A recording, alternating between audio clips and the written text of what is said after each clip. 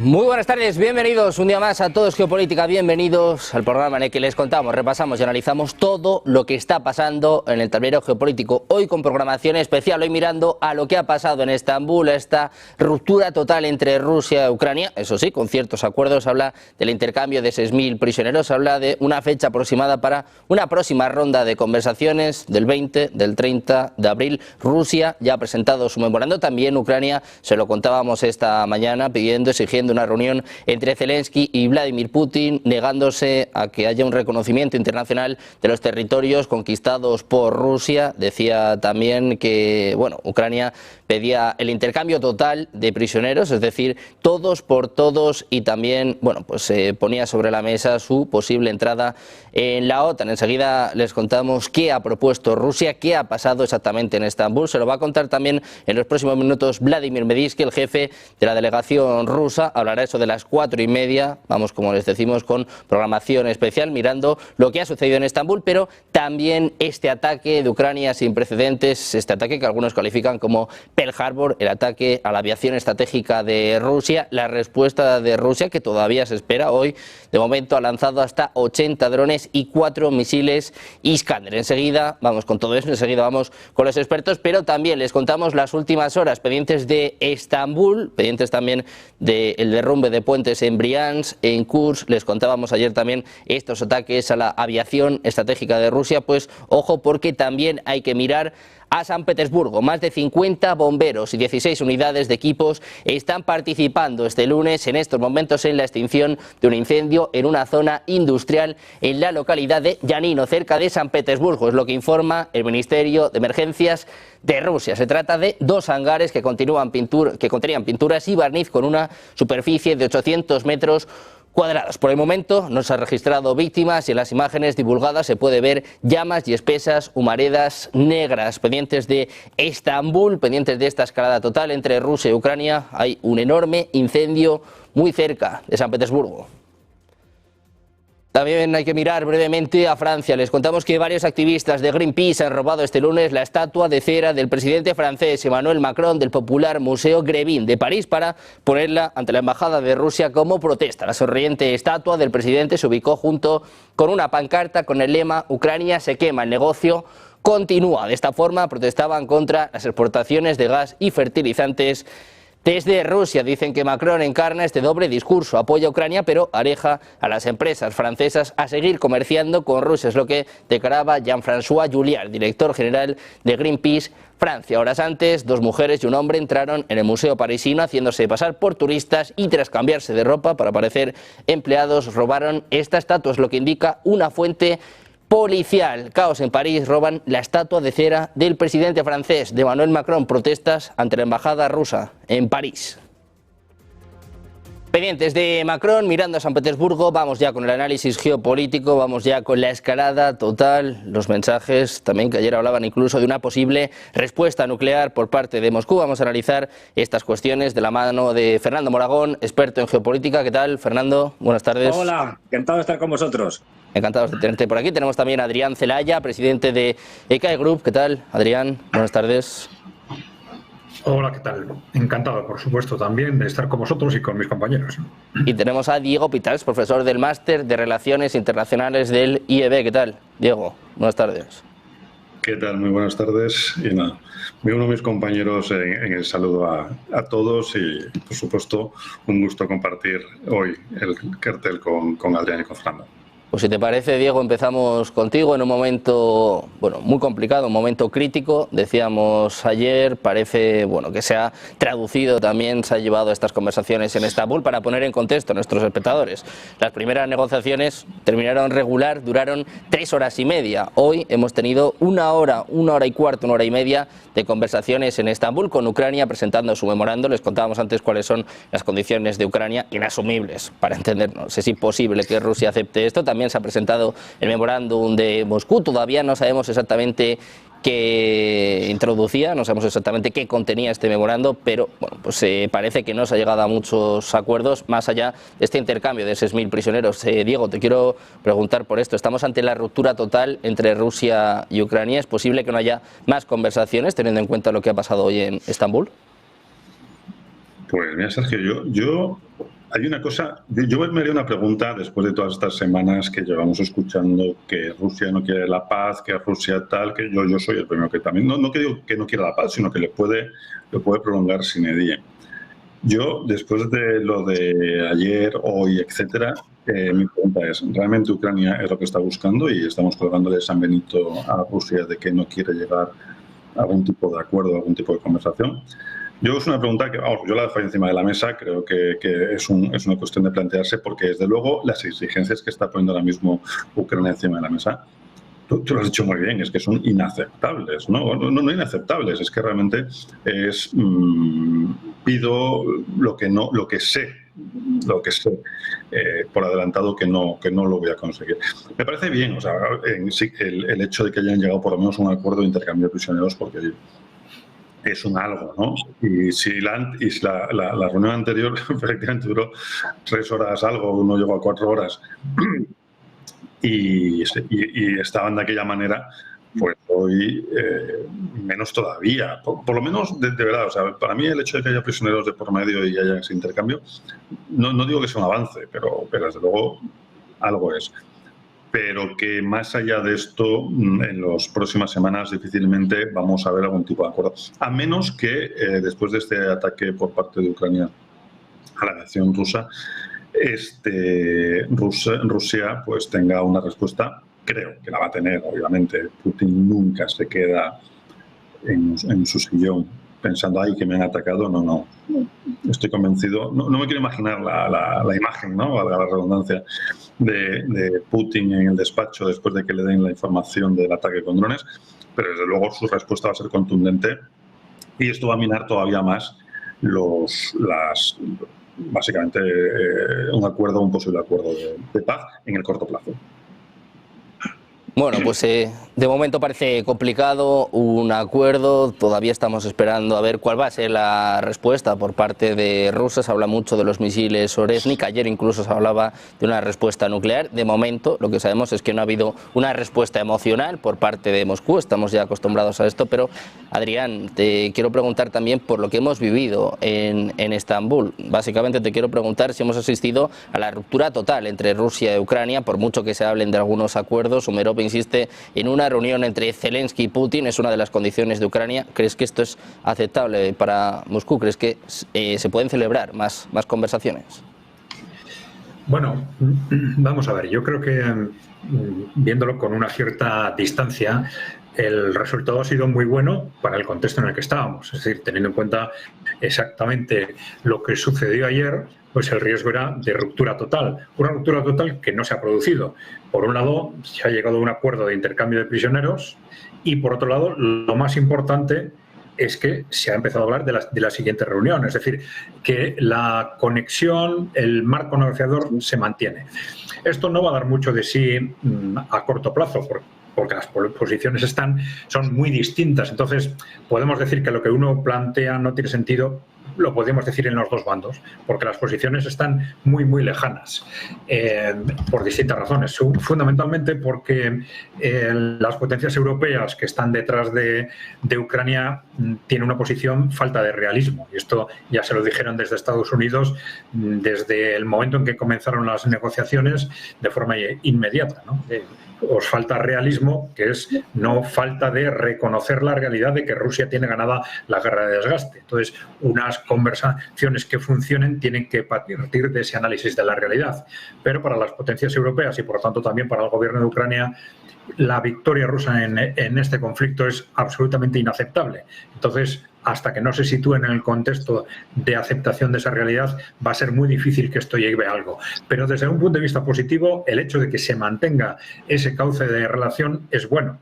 Es bueno porque no en este momento, sino en el momento en que, o por posiciones más realistas o porque avancen los movimientos en el frente de batalla, el gobierno de Ucrania se va a situar ya cerca del contexto lógico o de capitulación o de rendición o de algo similar. Y en ese momento este gobierno va a estar muy presionado internamente por fuerzas extremistas que tienen y va a tener una fuerza creciente en el ejército sobre todo, y por otro lado externamente por esas potencias europeas más belicistas. Entonces, el mantener algún tipo de relación con Rusia es lo que puede abrirles un cauce para dar una salida a esa situación que no va a poder ser otra cosa que la rendición o capitulación, porque si este gobierno se queda aislado y no tiene otro tipo de contactos que sean capaces de echarles una mano en ese momento, pues al final esto puede terminar en una situación cada vez más caótica y cada vez más desastrosa para la propia Ucrania. En ese momento tener algún tipo de cauces abiertos con Rusia puede ser muy positivo. En ese sentido, mantener esa relación pues no es malo, y teniendo en cuenta, ya digo, lo que pasó ayer, pues yo creo que hay que considerarlo como muy positivo. Bueno, pues enseguida analizamos lo que pasó ayer, enseguida miramos a este ataque de Ucrania, a los bombarderos estratégicos de Rusia, también, bueno, a este cambio que estamos viendo en la guerra con la entrada de los drones. Pero, Fernando, quiero saber también cuál es tu opinión de lo que ha pasado en Estambul y, sobre todo, qué puede pasar a partir de ahora. Se habla del intercambio de 6.000 prisioneros. Umerov, el ministro de Defensa ucraniano, dice que han propuesto una nueva reunión para entre el 20 y el 30 de junio. Exigen una reunión entre Putin y Zelensky. Fernando, teniendo en cuenta la duración de la reunión de hoy, ¿esto nos da pistas de cara al futuro? Sí, sí, clarísimamente. Bueno, ya sabéis que yo vengo defendiendo desde hace tiempo que estas negociaciones son una farsa. Y el tiempo me da la razón, son una farsa. Lo que pasa es que ninguno de los dos bandos quiere levantarse primero para dejar al otro, digamos, en mejor situación y que pueda acusarle. ¿Ves? Se han levantado de la mesa de negociaciones. No quieren la paz. Pero no están negociando nada. Las posiciones son, y esto quiero remarcarlo, absolutamente irreconciliables. No hay más. No hay negociaciones. Ya digo, esto es una farsa. La prueba, 1 hora. ¿Qué es lo que han hecho? Pues lo que en la otra. Acordar un intercambio de prisioneros, que esto lo puedes hacer sin negociaciones. Esto ya lo han hecho anteriormente, prácticamente desde el inicio del conflicto. Y poco más. Y acordar seguir negociando, porque ninguno de los dos quiere levantarse de la mesa. El primero. Poco más. ¿Por qué? Porque hay que mantener esta farsa. También para Trump, ¿no? Que le conviene que siga esta farsa. Y al final no se va a llegar a ningún acuerdo de paz por una sencilla razón. Porque ninguno de los interesados, de los que están metidos en este lío, en esta guerra, rusos, ucranianos, europeos y norteamericanos, quieren realmente un acuerdo de paz. Así de claro, si ninguna de las partes lo quiere, no lo va a haber. Y como los rusos, en este caso, saben que van a ganar la guerra, y la van a ganar, sí o sí. Y después de esto, más aún, la presión dentro del Kremlin es para que se vaya hasta el final. Ir hasta el final quiere decir destruir Ucrania. Punto. Para esto no hace falta armas nucleares, nada por el estilo. Hay que acabar con esta Ucrania y se va a ir hasta el final. En una guerra de desgaste, pues que puede durar, como se dijo en la anterior reunión, 1, 2 años, 3, lo que haga falta. Pero al final, la aniquilación del ejército ucraniano es inevitable y lo van a llevar hasta el final.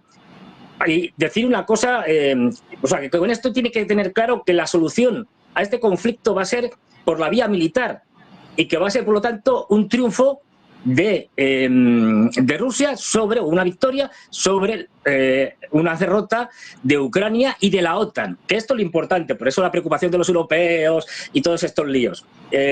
Porque también van a ser derrotados los europeos, los están derrotando ya. Es decir, porque no olvidemos, la OTAN está en Ucrania, aunque no formalmente, pero está allí. Y eso es lo grave para los europeos, que va a ser una derrota que va a llevar al final de la OTAN. Esto también es claro. Y aquí hay algo muy importante que me gustaría señalar. Lo de ayer, bueno, pues tuvimos una suerte loca, pero estuvimos a punto de una guerra nuclear. Y ya lo explico. ¿Por qué estuvimos casi a punto de una guerra nuclear? Y esto supera lo que es el tema de la guerra de Ucrania, tal cual.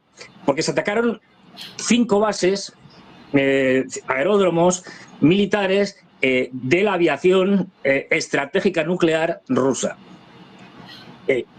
Por suerte, los drones solo alcanzaron 2 de ellos. Los otros, por distintas razones, no llegaron digamos, a atacar a los aviones, etcétera. Bueno, a ver, esto supera, ya digo, el marco de lo que es el conflicto ucraniano, porque estamos hablando de fuerzas de disuasión estratégica que no solo están para atacar, sino también para disuadir al enemigo de que ataque. En este caso, Estados Unidos. Esto es gravísimo, porque además es una operación que se llevaba planteando desde hace más de un año, según nos cuentan los propios ucranianos. Es decir, que al menos tenía la aprobación de la administración Biden. Si Trump lo sabía o no, no lo tenemos claro. Y por supuesto el MI6 ha estado en esta operación porque los servicios secretos ucranianos, el SBU, están formados y apoyados constantemente por los servicios secretos británicos, que es lo que les hubiera gustado a esta banda de chiflados, ¿no? Hoy ya sabéis que se presenta la nueva doctrina estratégica de Gran Bretaña. Ya ha dicho Steinmeier que el Reino Unido está preparado para la guerra contra Rusia, que van a ir a la guerra, vamos. Luego otra cosa es lo que pase de verdad, pero decirlo lo dice. Pues como digo, imaginaros, la doctrina nuclear estratégica rusa, ante un ataque que hubiera tenido éxito, estamos hablando ahora sí de esos 40 aviones que podían haber sido dañados o destruidos, que dice Zelensky, la realidad han sido 7. Pero bueno, gracias a que no han tenido éxito. Si hubieran tenido éxito, estamos hablando de que están inutilizando una parte importante de la tríada nuclear rusa, en este caso la aérea, de bombarderos estratégicos. Esto, en la doctrina nuclear rusa, es un ataque nuclear contra... De hecho, está en el punto 19c de la doctrina nuclear rusa, ahí te viene. Por suerte, ya digo, solo han sido 7 y esto no afecta a la capacidad de disuasión nuclear de Rusia, pero la situación ha sido crítica.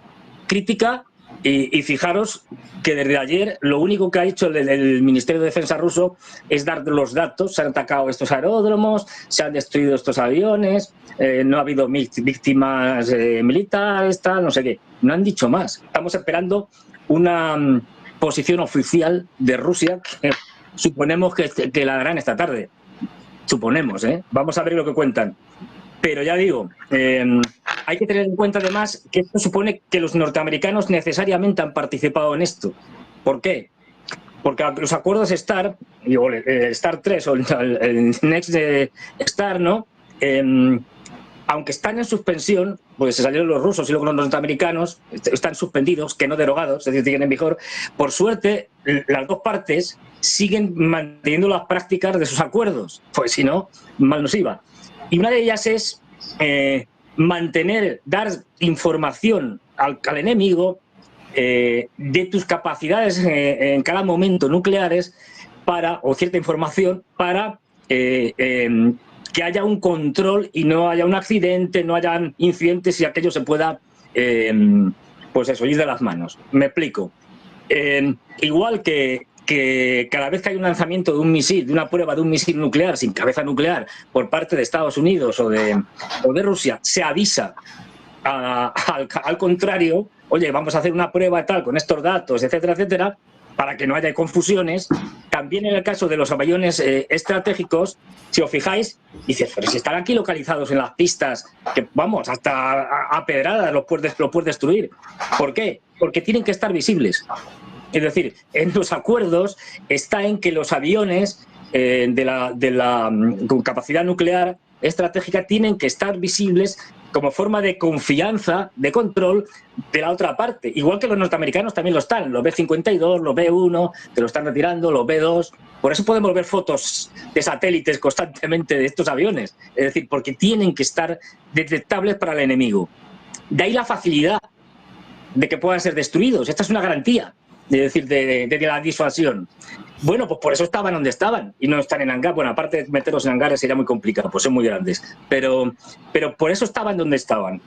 Es decir, que para poder atacarlos, Estados Unidos ha violado de alguna manera esos acuerdos, porque no olvidemos, Ucrania no va a hacer esto sin las bendiciones de los anglos, de Estados Unidos sobre todo. Puede que esto sea una cosa de los británicos, pero me extrañaría mucho que fuera solo de los británicos.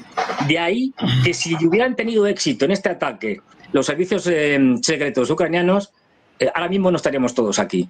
Porque ya digo, es decir, hubiera afectado a una parte ya significativa de la defensa nuclear estratégica y de ataque, por lo tanto, y de la capacidad de disuasión de Rusia. Esto ya lo habían hecho anteriormente, quiero decir, pero no a este nivel. Ya habían atacado, por ejemplo, si os acordáis, los radares enormes, radares de detección enfocados, porque son radares fijos, son prácticamente edificios enormes enfocados a Estados Unidos para detectar unos posibles disparos de misiles nucleares por parte de Estados Unidos. Bueno, pues ya se atacaron el año pasado un par de ellos. Y esto no tiene que ver nada con Ucrania porque esos radares solo te enfocan y solo pueden enfocar a Estados Unidos, con lo cual, y están solo para esa función. Esto ha sido mucho más grave. Es decir, esto tenemos que estar todos preocupadísimos, o debíamos estarlo, porque esto es una escalada tremenda. Vamos a ver cómo responde. Rusia va a responder con mucha moderación, eso ya lo digo de antemano. Y no se va a poner a hacer cosas raras. A lo mejor lanza un Oresnik, no lo sabemos. Porque, entre otras cosas, lo que quería el gobierno ucraniano, no lo olvidemos, lo que quieren los ucranianos, los europeos, y por lo menos una parte de los norteamericanos, es justamente que a través de una provocación de este calibre, Rusia se vea la obligación de tener una respuesta durísima, brutal. Incluso de tener que lanzar una bomba nuclear táctica como elemento de disuasión.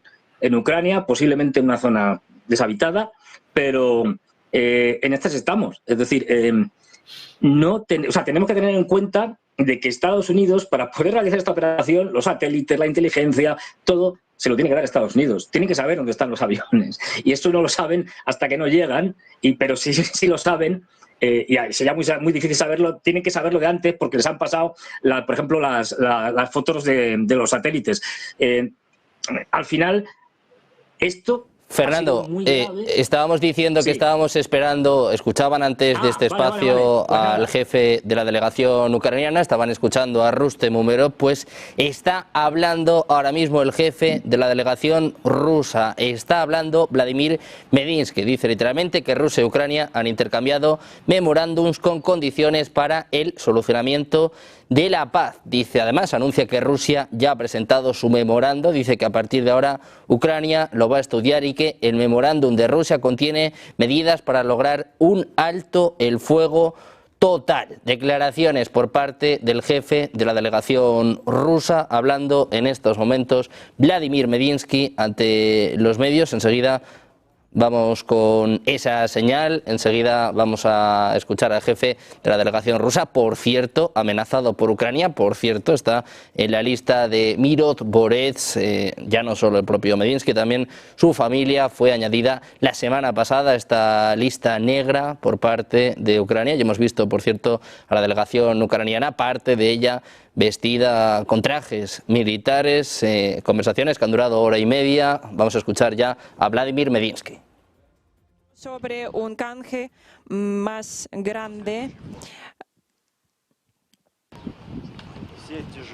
todos los más gravemente heridos y enfermos van a ser intercambiados. Esto será un gesto humanitario por nuestra parte. Bajo la misma fórmula van a ser intercambiados los soldados jóvenes y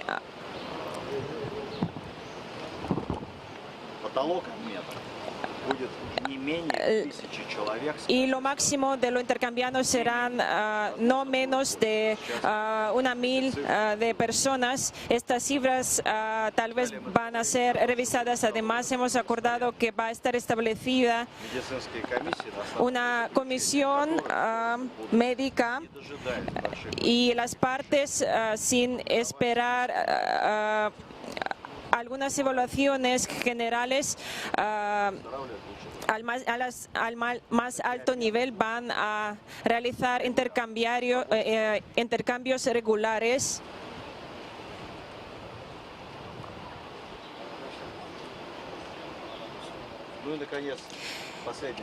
Y al final, la última propuesta que hemos hecho por nuestra parte, porque a menudo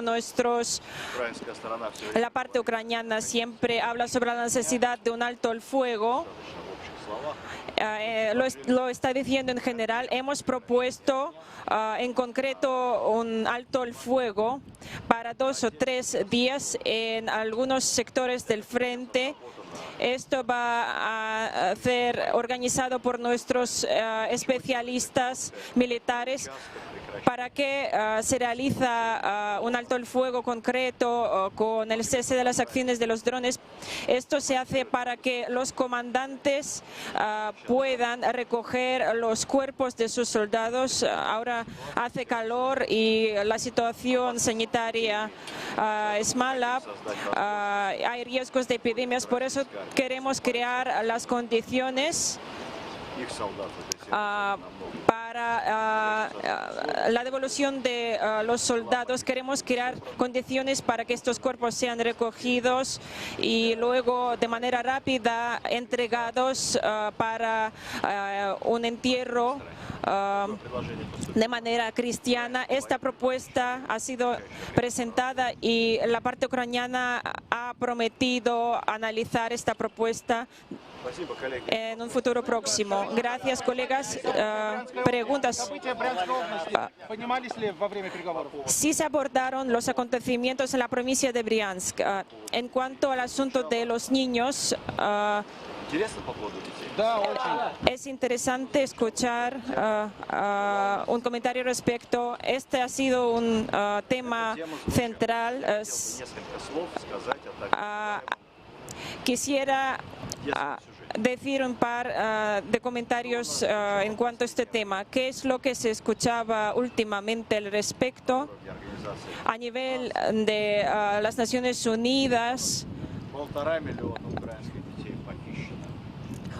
1,5 millón de niños han sido capturados según la ONU. Luego, la cifra se incrementó. Ahora se habla de 20.000 niños. Siempre hemos intentado concretar de qué niños se hablaba. Las declaraciones de los padres, de quién se trataba, si había listas. Hoy, al final, cabe destacar que de manera constante trabajan los especialistas correspondientes y los niños que, como resultado de una situación difícil, acabaron entre 2 fuegos. Estos han sido evacuados, pero si se encuentran sus padres o incluso familiares, son devueltos. ¿Y cuáles han sido las cifras que realmente existen? Ahora, al final, hemos recibido una lista completa de estos niños. Acá no se trata de 20.000, sino de 339 personas. Sobre cada caso vamos a trabajar porque una cifra real es esta. Últimamente, todas las declaraciones o solicitudes vamos a analizar. Nuestra oficina correspondiente para la protección de los derechos de niños va a hacer todo al respecto. La parte ucraniana ha devuelto un poco más de 200 niños. Se pierde a veces el contacto con los padres y cuando se encuentran los representantes oficiales, como abuelos, por ejemplo, en este momento se realiza la devolución del niño. Esta lista demuestra que el tema del robo de los niños, lamentablemente por parte de la parte ucraniana, ha sido un show orientado hacia los políticos europeos. Hay una película que muestra que para provocar lágrimas se necesita la foto de los niños que sufren. Así que estos niños no han sido robados, no hay ni un solo niño robado. Hay niños salvados por nuestros soldados a costa de su propia vida, sacados de la zona de operación militar. y estamos buscando a sus padres. Si encontramos a los padres, si aparecen, devolvemos a los niños.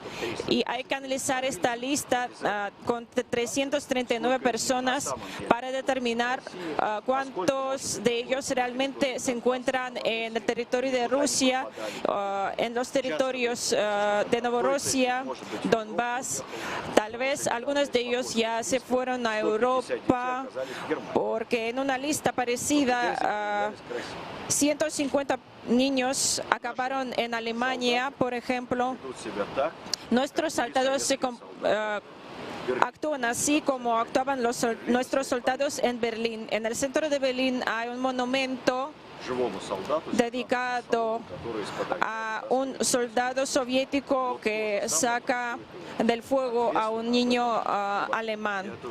La misma responsabilidad la tienen nuestros soldados ahora.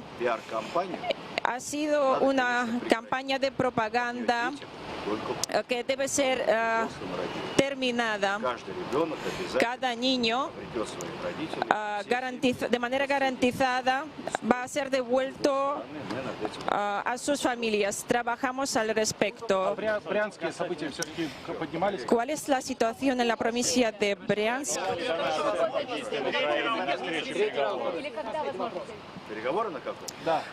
Las negociaciones. Muchas gracias.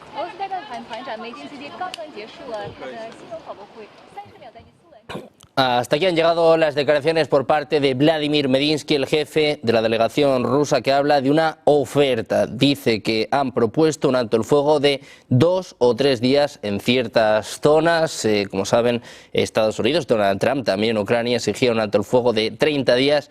La contrapropuesta de Rusia es de 2 a 3 días en algunas zonas. Dice además que han intercambiado memorándum con las condiciones para un acuerdo de paz. Dice además que el memorándum ruso contiene medidas para lograr un alto el fuego total. Habla también sobre este intercambio de prisioneros, dice que son intercambios que se van a realizar regularmente y bueno, yo creo que sobre todo la noticia es este alto el fuego de 2 a 3 días. Esta es la propuesta, la contrapropuesta por parte de Moscú. A la espera de si hay más declaraciones por parte de Vladimir Medinsky, tiene pinta de que en los próximos minutos vamos a tener una nueva señal con declaraciones oficiales. De momento la noticia son estos 2 o 3 días, también este intercambio de niños, bueno, temas desde luego peliagudos. A la espera de si habla más o no Medinsky, Diego, te quiero preguntar por lo que estaba comentando antes Fernando, mirando a lo que pasa en Estambul, pero es imposible no mirar a lo que ha pasado en las últimas horas, ¿no? Este ataque a los bombarderos estratégicos rusos. Nos estaba explicando Fernando cómo de alguna forma activaba la doctrina nuclear de Moscú. Ayer analizábamos, decíamos, esperemos que no haya una respuesta emocional, no estamos acostumbrados a eso por parte de Putin, por suerte de momento no ha habido respuesta, pero bueno, tiene pinta de que antes o después va a suceder. Te quiero preguntar por esto, Diego, ¿cómo ves la operación Telaraña que ya han bautizado y también qué esperas por parte de Rusia? ¿Hasta dónde crees que va a llegar la respuesta de Moscú? Bueno, Moscú nos tiene acostumbrados, y lo has dicho claramente, a no tener ninguna respuesta emocional, si no, ahora mismo estaría arrasado. Sí. Entonces, en este sentido el Kremlin es más, no decir práctico, pero más táctico y más estratega. Va a esperar, no creo que la respuesta sea muy larga, creo que será en esta semana seguramente y será una respuesta bastante contundente.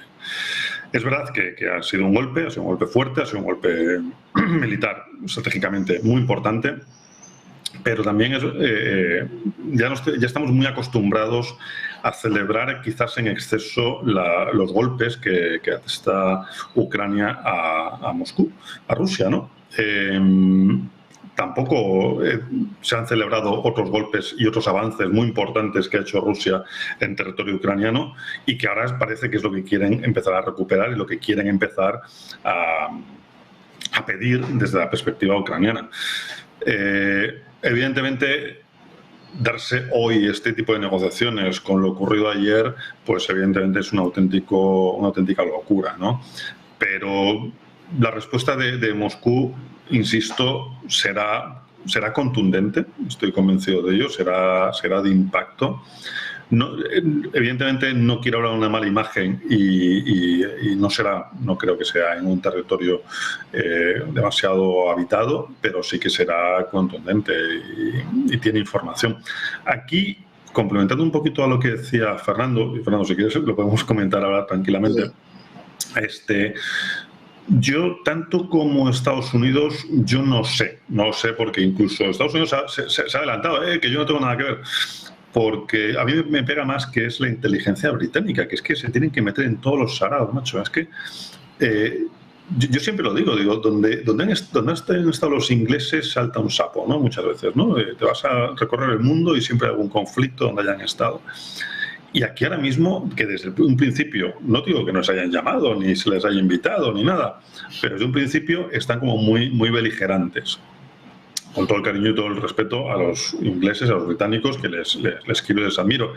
Pero desde luego tampoco están en una posición dentro de su propio país y de cara afuera con una posición excesivamente de poder, ¿no? Vamos a decir, ahora han pasado años muy buenos y ahora parece que tienen unos años un poquito peores. Entonces, para mí que ha sido más la inteligencia británica que la norteamericana. Pero bueno, ni lo sé, ni lo sabremos, y si algún día lo sabemos, igual han sido, pues, ¿qué te digo yo? Mortero y Filemón. Es que desde luego ahora mismo pues estamos elucubrando con demasiada información.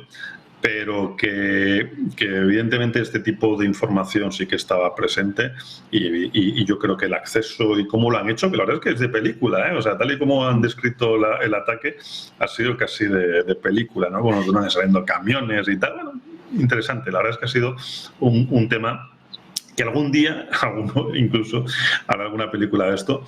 Pero, desde luego, Rusia no se va a quedar con los brazos cruzados, no nos tiene acostumbrados a ello, todo lo contrario.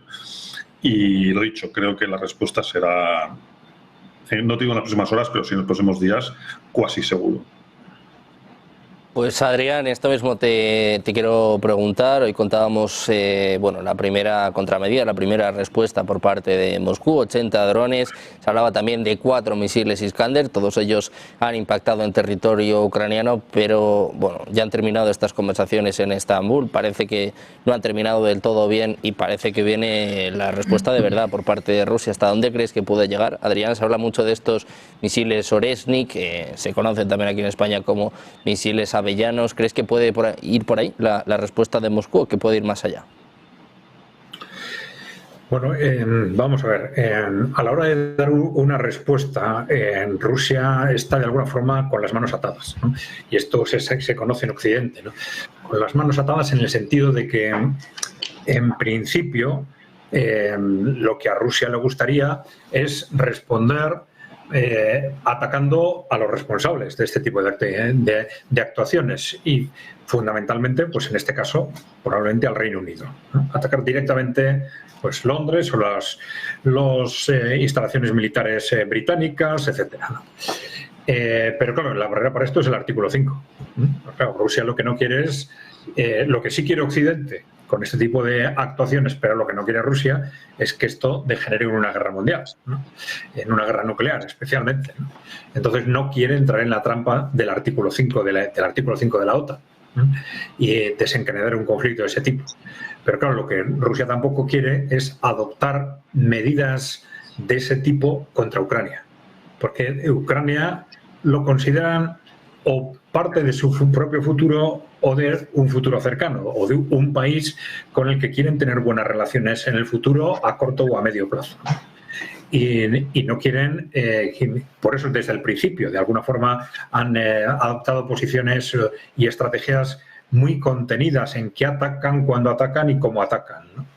Y eso es lo que no quieren hacer, ¿no? No quieren tomar posiciones o realizar actuaciones que provoquen grandes daños en la población civil, fundamentalmente, ¿no? Y con esto han tenido siempre, y supongo que van a seguir teniendo, mucho cuidado. Y a los verdaderos responsables, ya digo, como al Reino Unido, pues no quieren responder para no caer precisamente en lo que la provocación pretende en esa escalada, ¿no? Porque esto es lo importante de ayer, ¿no? Y ya lo ha dicho Fernando de alguna forma, ¿no?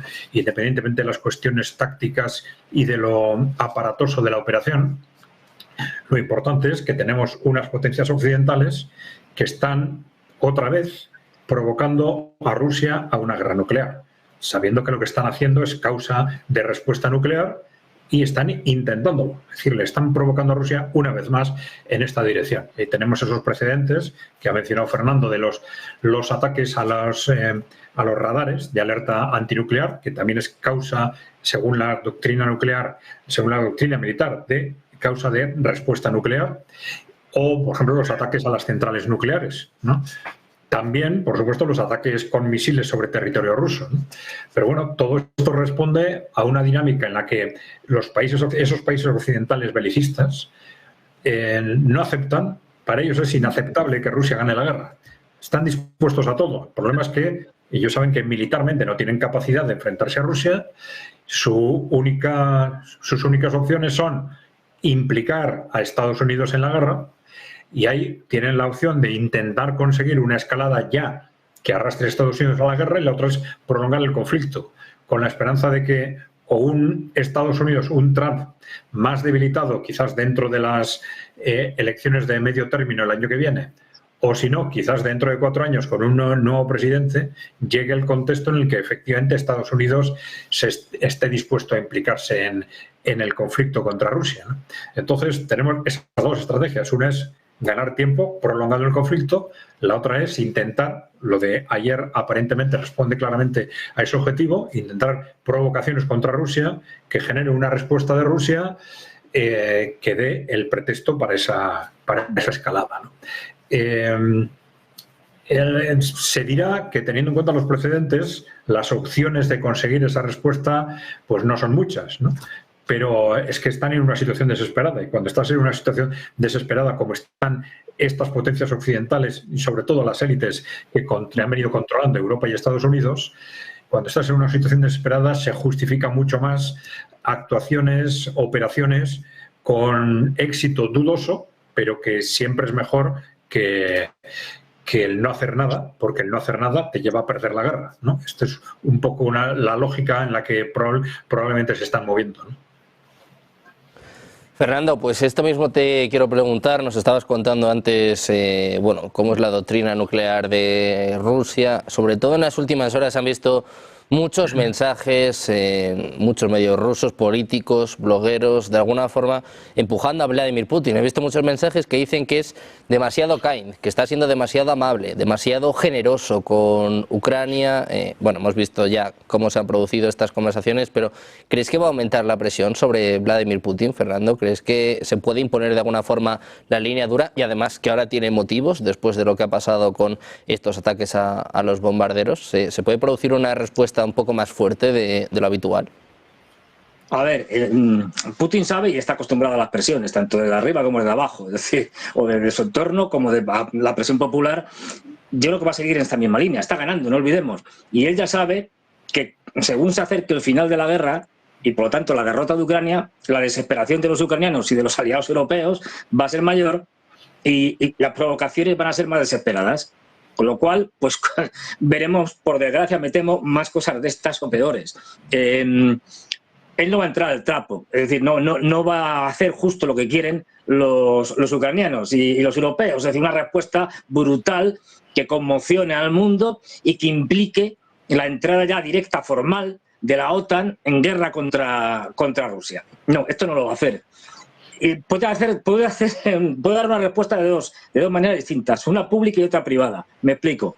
Es decir, puede hacer algo como hizo con el Oresnik. El Oresnik, cuando lo lanzó el año pasado, creo que fue en noviembre, lo hace para mandar una señal de poder y de fuerza a los occidentales, en este caso también a los norteamericanos, diciendo: no escaléis con los misiles de largo alcance, porque si escaláis, mirad lo que puede pasar. Y estamos hablando de un arma que no es nuclear, que es un arma cinética. Pues por eso lo hizo. En este caso lo hizo público, para que eso lo supieran los occidentales y la población en general del mundo. Y bueno, puede dar una respuesta privada, me explico también con esto. Es decir, puede hacer algo, imaginémonos, que esto se hace, puede haber un accidente en una instalación estratégica que no tiene que ser nuclear, pero puede ser, yo que sé, de fabricación de armamento o de lo que sea, que aparezca en los medios de comunicación como un accidente, en Estados Unidos, en Gran Bretaña, en Alemania, donde sea, que lo presenten como tal, pero que los alemanes, los europeos, los norteamericanos sepan que eso no ha sido un accidente y que ha sido obra, por ejemplo, de los servicios secretos rusos. Esto no sería público, pero el mensaje les llega igual. Es decir, la cuestión es que tiene que mandar un mensaje al mismo tiempo de firmeza, es decir, cuidado, no escaléis, que si seguís escalando, esto se puede ir de las manos y me vais a obligar a dar una respuesta mucho más contundente. Y dos, no va a ser algo, digamos, muy vistoso, porque lo que va a seguir haciendo y lo que va a hacer es aún impulsar más la presión y la ofensiva de este verano. Es decir, lo que estamos viendo ahora, por ejemplo, de Iskander todos los días y tal, pues los de hoy son igual que los de ayer o de hace 2 días o hace 2 semanas. Es decir, constantemente están ya machacando a un ejército que está muy, muy mermado y con un Zelensky que cada vez tiene más contestación dentro de su propio círculo, digamos, o de grupo de poder. El otro día salía Klitschko y tal, bueno, hablando y tal, aunque Klitschko no pinta mucho, pero bueno, aunque sea el alcalde de Kiev, pero va a dar algún tipo de mensaje de respuesta firme, que ya digo, que no puede ser público o puede ser privado, pero tiene que darlo, para que quienes están detrás de esto, que no son los ucranianos, porque en última instancia a Ucrania ni se le ocurre hacer esta operación sin el visto bueno de quien dirige toda esta guerra, que es Estados Unidos. En última, ya digo, puede que Trump lo supiera o no, porque el Estado profundo a veces va por libre, pero sin Estados Unidos. Los británicos, dudo mucho que se atreverán solos, sin el visto bueno de los norteamericanos. Que los británicos están ahí se sabe, porque estaban detrás de operaciones como la invasión de Ucrania de Kursk, y por ejemplo se sabe también, esto es conocido, que quienes han entrenado a los servicios secretos ucranianos durante los últimos 10 años han sido fundamentalmente el MI6, los servicios secretos británicos del exterior, pero y que tanto Zelensky como su hombre fuerte, Yermak, son hombres de Londres, no de Estados Unidos o de Washington. Pero tienen que hacer algo para evitar, sobre todo, este tipo de ataques peligrosísimos a sistemas nucleares. Es que, ya digo, imaginaros que en vez de 7, 8 o 10, hubieran sido 40. Estamos hablando de unos 170 aviones estratégicos que tienen ahora mismo los rusos, con capacidad de mandar bombas nucleares. Estamos hablando ya de una proporción importante. Ahora mismo da igual, ya digo, si son 7, 8 o 10, no es irrelevante, pero 40 sí.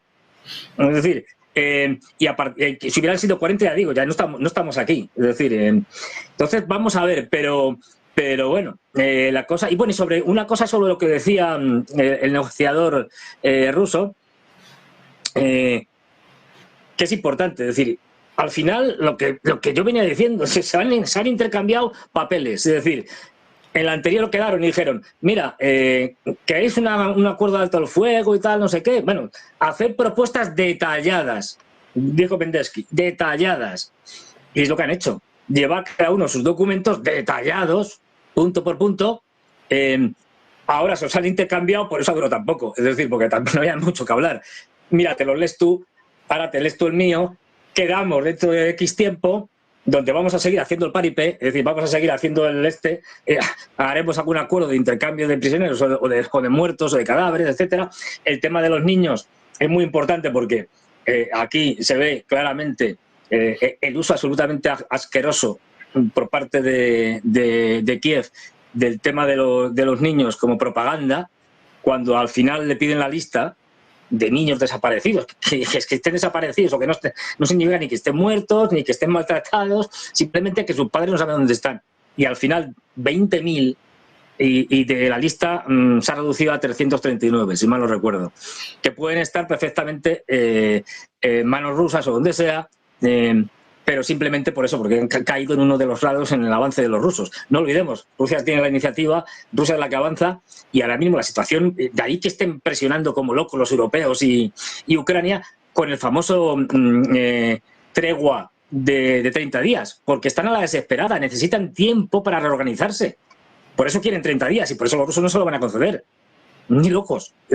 Otra cosa es que los rusos le hagan un gesto, esto es un guiño también, diciendo, bueno, vamos a ver si estudiamos y cuando lo vamos a reunir en la próxima vez, pues a lo mejor hacemos este acuerdo en pequeñas zonas del frente para ir, hacemos una tregua de 3 días como la de la Pascua y anteriores, una cosa que no va a ningún lado, es decir, pero bueno, en este caso nos sirve para recuperar los cadáveres que se van a descomponer y que están en la zona de nadie, en la tierra de nadie. Es decir, pero todo esto es nada, quiero decir, o sea, las espadas están en alto y esto, ya digo, se va a solucionar vía militar.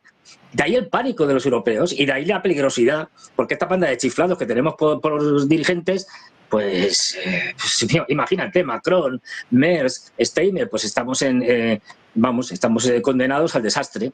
Y, por cierto, una cosa que tengo en común con Mendeski, lo digo para que se vea cómo es la Europa democrática en la que vivimos, es que yo también estoy en Mirobores. Ha salido el gobierno español, la Unión Europea, a defender a los muchos que estamos metidos en Mirobores, en esa lista negra en la que los que están ahí están en busca y captura, y si nos cogen nos podrían encarcelar, y si fuéramos en Ucrania nos matarían directamente. Es decir, bueno, pues ya hemos visto, también estaba en Mirobores el que asesinaron en Madrid, por cierto, otro con el que coincidía. Esto da una idea de la complicidad absoluta de la Unión Europea con este régimen neonazi. Bueno, pues pendientes de lo que ha pasado en Estambul, pendientes también de estos últimos ataques de Ucrania. Os quiero preguntar por una de las preguntas, lo habéis planteado prácticamente todos. Estados Unidos estaba al tanto, Ucrania pudo llevar a cabo este ataque por sí solo, estuvo detrás la inteligencia británica, la inteligencia alemana, la inteligencia francesa. Diego, si te parece empezamos contigo porque ha habido mucha controversia en las últimas horas. Axios empezaba informando de que la administración Trump fue informada de este ataque, luego decía que fue informada pero no antes de realizar este ataque, sino cuando ya se estaba produciendo este ataque masivo a los bombarderos y luego, curiosamente, ese párrafo desapareció. Lo pueden buscar todos ustedes en las redes sociales. Luego hubo una declaración por parte de la Casa Blanca que decía que no fue informado en ningún momento. Diego, ¿tú te lo crees? ¿Crees que Estados Unidos no ha estado al tanto? Solo ha estado una parte, a lo mejor solo se enteró el Pentágono, le están ocultando esta información a Donald Trump. ¿Qué crees que ha pasado realmente? Ocultar la información a Donald Trump, no creo que muchos se atrevan ahora mismo en Estados Unidos, ¿no? Yo un poquito lo que comentaba antes, ¿no? O sea, yo sí que creo que ha sido un golpe más orquestado desde instituciones europeas, de servicios secretos europeos que norteamericanos. Evidentemente, la información pues, se la pueden haber dado a lo mejor en el momento del ataque o poco antes, que ya no tenían capacidad de maniobra, ni de avisar, ni de decir. Pero por una sencilla razón, es que, vamos a ver, Trump es uno de los primeros que está detrás de un acuerdo de paz, no digo con carácter ni humanitario ni no humanitario, sino por interés propio. Entonces, me parecería un auténtico pues, error fomentar este tipo de acciones por parte de Ucrania. Yo apuesto más, como he dicho, por no sé si británicos solamente o británicos con franceses, ya veríamos, pero sí servicios secretos europeos, porque además, claro, ahora mismo Europa está en la cola, o sea, se tiene que hacer visible, está diciendo vamos a la guerra, no vamos a la guerra, qué hacemos, qué no hacemos, está pues como desde hace 3 años un poco a verlas venir. Entonces, a Europa tampoco le interesa que Estados Unidos se meta de lleno en Ucrania a un tema, vamos a decir, hasta de negocio, ¿no? Creo que es bueno decirlo abiertamente, ¿no? Hasta de negocio. Entonces, para mí es un freno más o es un palo más que mete Europa en las ruedas de avanzar hacia la paz, cuando creo que Trump, sobre todo, que es el primero que apostó diciendo que evidentemente en esas 24 horas no iba a acabar con la guerra, pero desde luego los avances, quitando este periodo que ha tenido más comercial con aranceles y demás, es un poco quien los está llevando a cabo y quien ha, vamos a decir, reñido a Ucrania en más de una ocasión, porque es que van a su aire, hacen lo que les da la gana, ponen condiciones. Yo estoy convencido que Estados Unidos no tiene ni idea de las condiciones que iba a poner ahora mismo en Estambul, porque no lo hubiesen dicho, pero ¿a dónde vas? Entonces, Me costaría creer que, a menos que el Pentágono haya ido a su aire, pero bueno, todo es posible. Como decía Adrián, muchas veces una cosa es lo que se hace, otra cosa es lo que se dice, ¿no?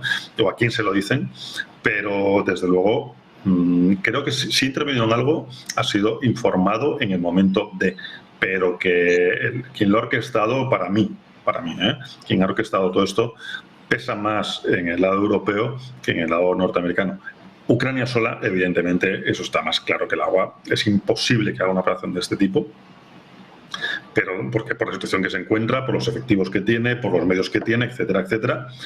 Pero desde luego no olvidemos que países como el Reino Unido y Francia tienen capacidad nuclear y tienen información pues que podrían apoyar ese tipo de operaciones, obviamente quitándose a Estados Unidos de en medio, ¿no?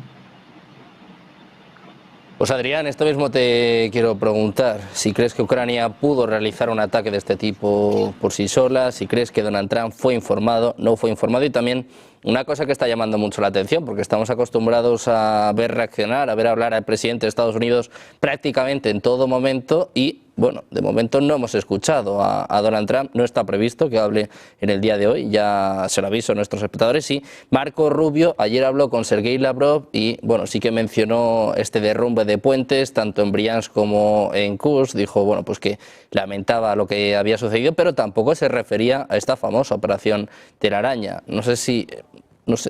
soy un poco mal pensado o realmente, bueno, pues hay motivos para desconfiar de Estados Unidos. Bueno, vamos a ver. En principio, los informes de inteligencia que han surgido así en un primer momento, parece claro que primero Ucrania no ha podido realizar esto por sí misma, segundo que lo más probable es que estén los servicios de inteligencia británicos detrás, y la gran duda efectivamente es en qué medida puede haber estado o no Estados Unidos.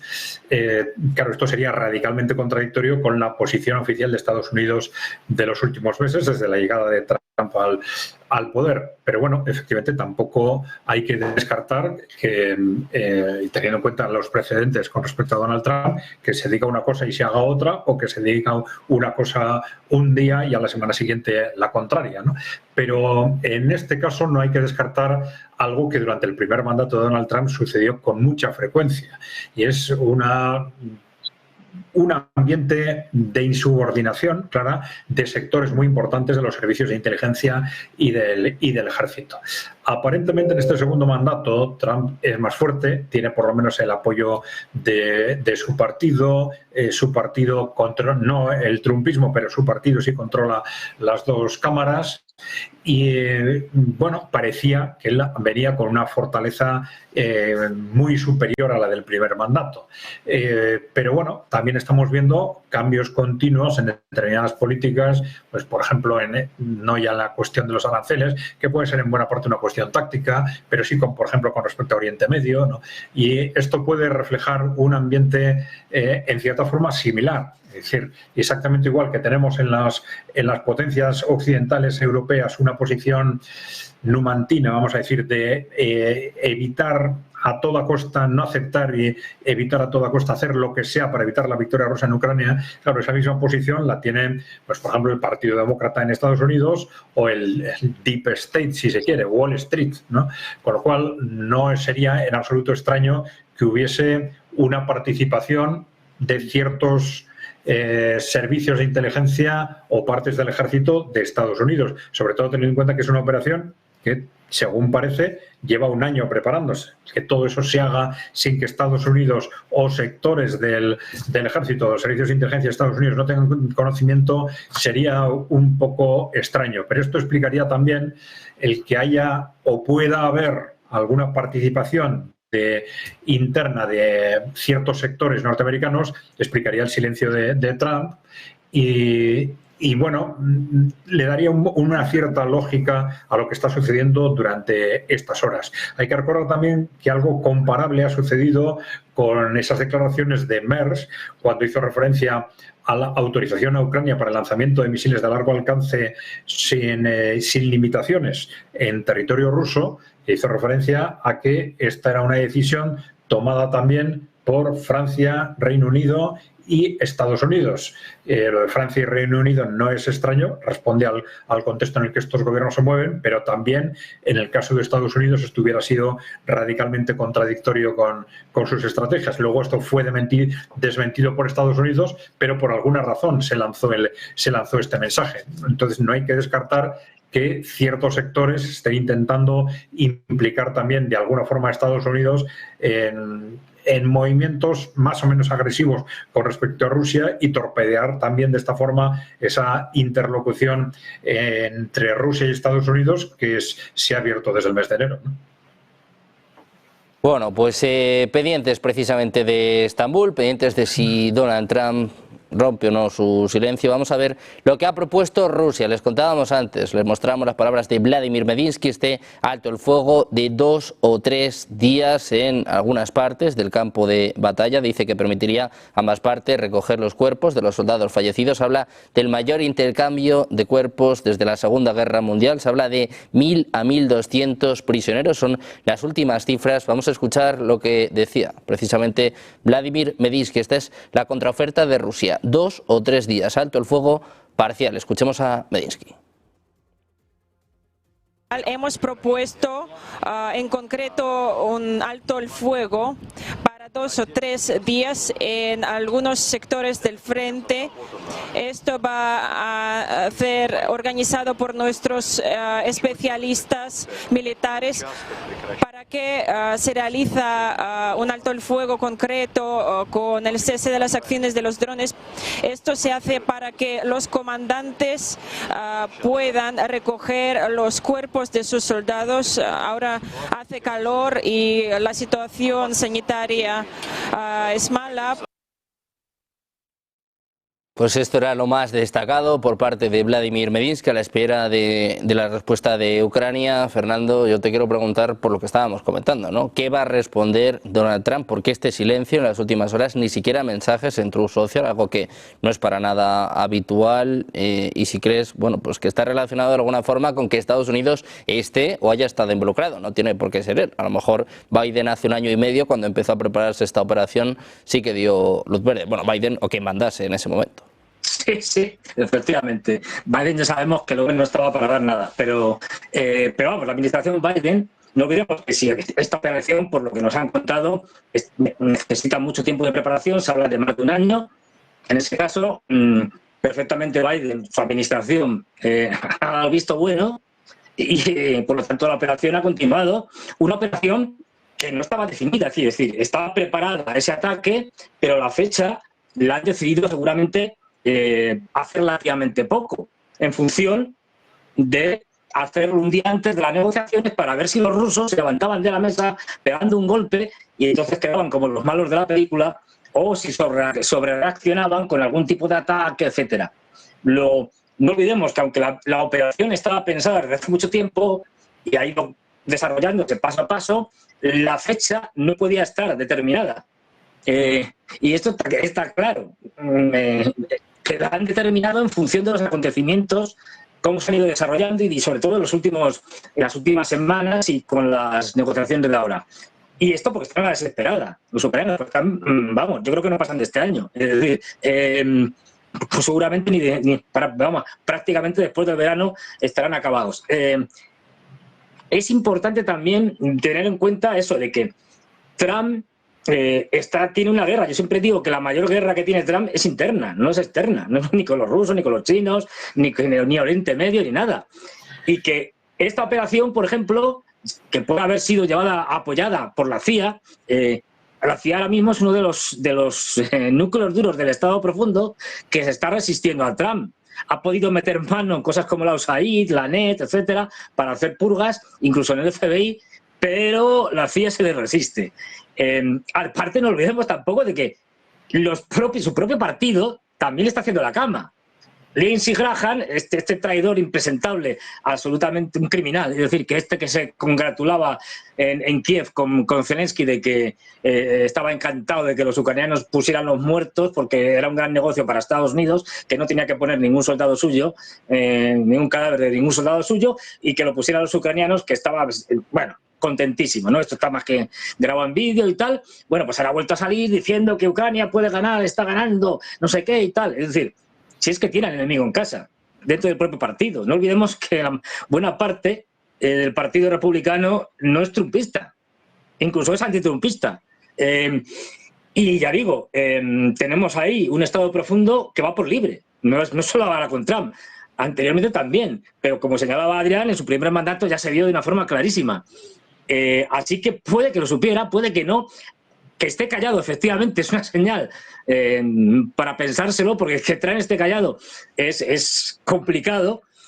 La conversación de Marco Rubio con Lavrov ha debido de ser dura. O sea, Lavrov le habrá dicho cosas que no sabemos, pero que seguramente podemos presuponer diciendo, bueno, o paráis a estos, o paráis a vuestro Estado profundo, o paráis a los británicos, o paráis a estos, o la siguiente, pues a lo mejor no somos tan moderados.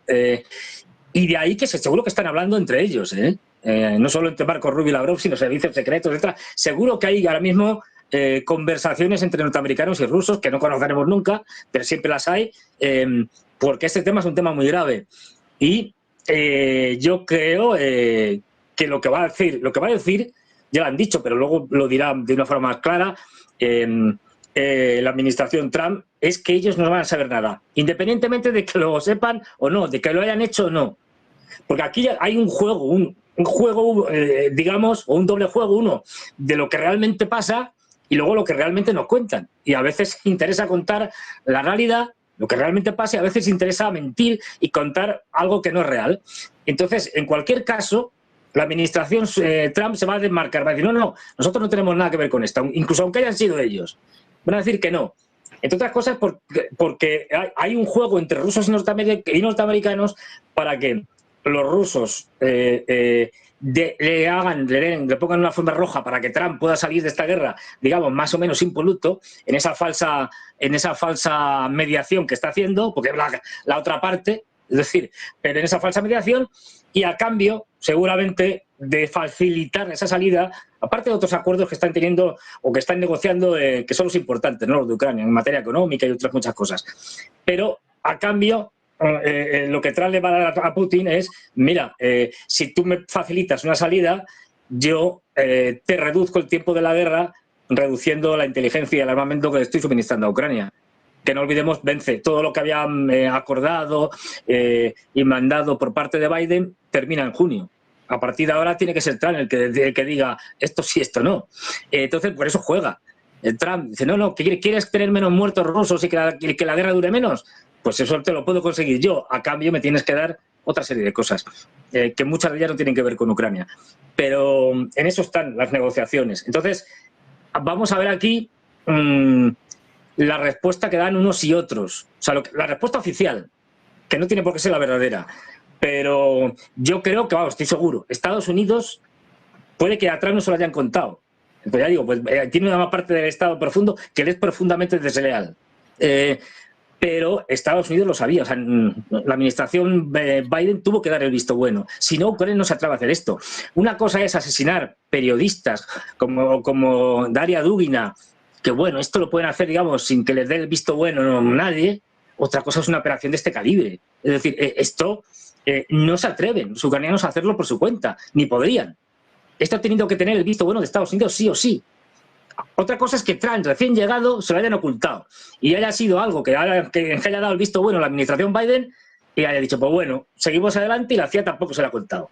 No olvidemos que le han amenazado de muerte. El antiguo director del FBI le ha amenazado de muerte a Trump, de que hay que cargárselo con la famosa este que puso y tal, con las cifras del 47 presidente de Estados Unidos, y creo que era el número 86, que significaba en el argot de ellos que había que asesinarlo.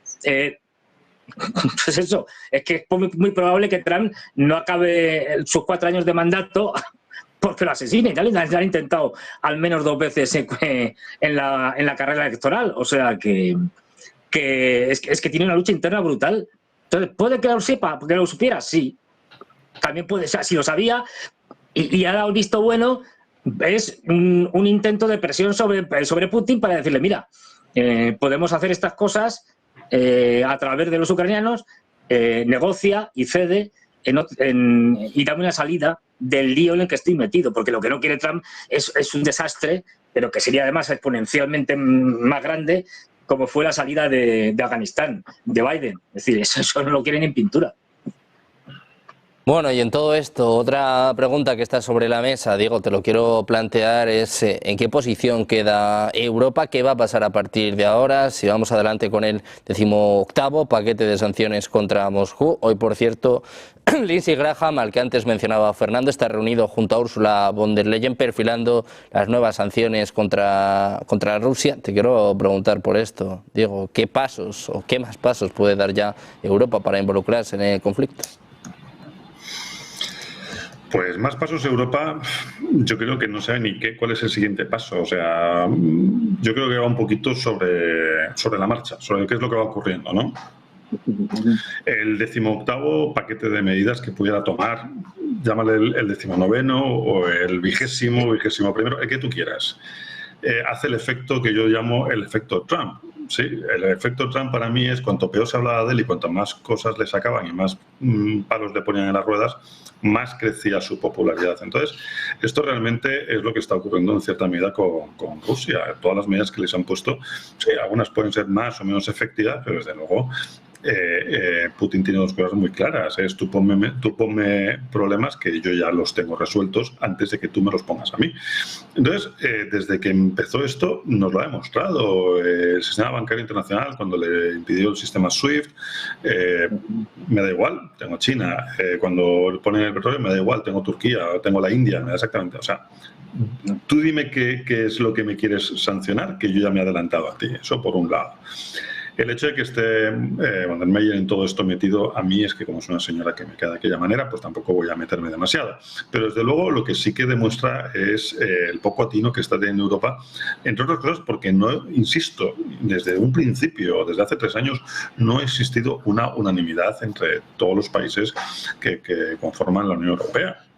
Entonces, ante un sainete de estas características en el que en tu casa nadie se entiende, pues desde luego poco puedo hacer. ¿Qué ocurre? Pues ocurre lo que está ocurriendo ahora y lo que llevamos viendo desde hace unos meses, que tienes pues a líderes de la libertad como Reino Unido, Francia, etcétera, pues que van un poco a su aire, cuando realmente aquí los que peor las están pasando, los que tienen más, no decir amenaza, pero más preocupación pueden tener ante este tipo de situación, pueden ser los lituanos o pueden ser los polacos o quien quieras, ¿no?